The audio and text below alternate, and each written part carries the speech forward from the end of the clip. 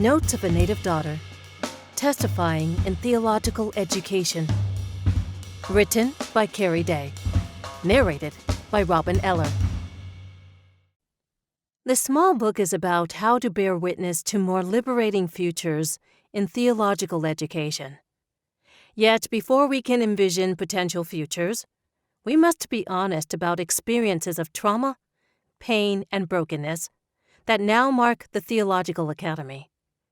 Here I offer extended notes or meditations on the struggles so many African Americans confront and endure within theological institutions. My account might be read less as a philosophical argument and more as a testimony, a form of speech that unapologetically bears witness to how theological education is experienced among those from the underside of American society.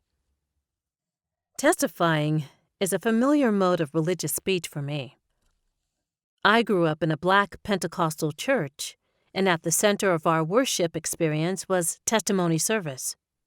Testimony service was visceral and verbal, emotional and demonstrative, a collective and highly democratic enterprise. Often, testimony service ended up being the entire worship experience. When one stood up to testify, one offered a narrative of how one had overcome through the work of the Spirit.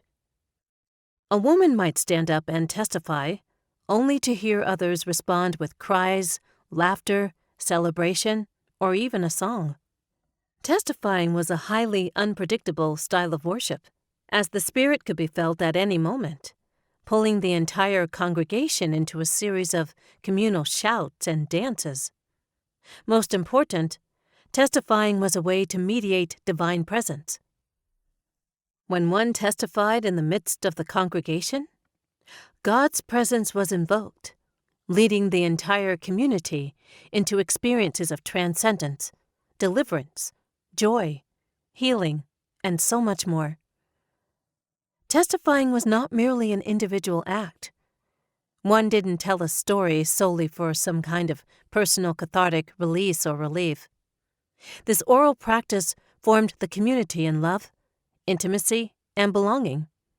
Even children would lead in testimony service, instructing the adults to testify as the Spirit gave utterance. Testifying was a communal act.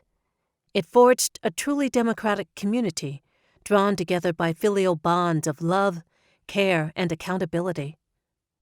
We trusted that God would speak through our sisters and brothers as they testified to God's goodness, mercy, and grace.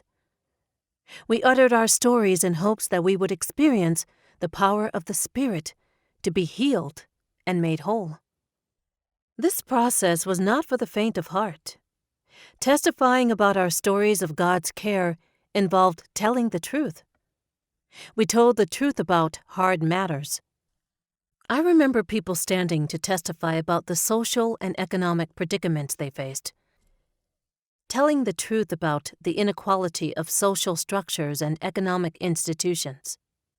Others in the congregation would talk back, nodding their heads or offering high-pitched shouts to affirm that God would deliver the speaker and themselves from the hardships of life.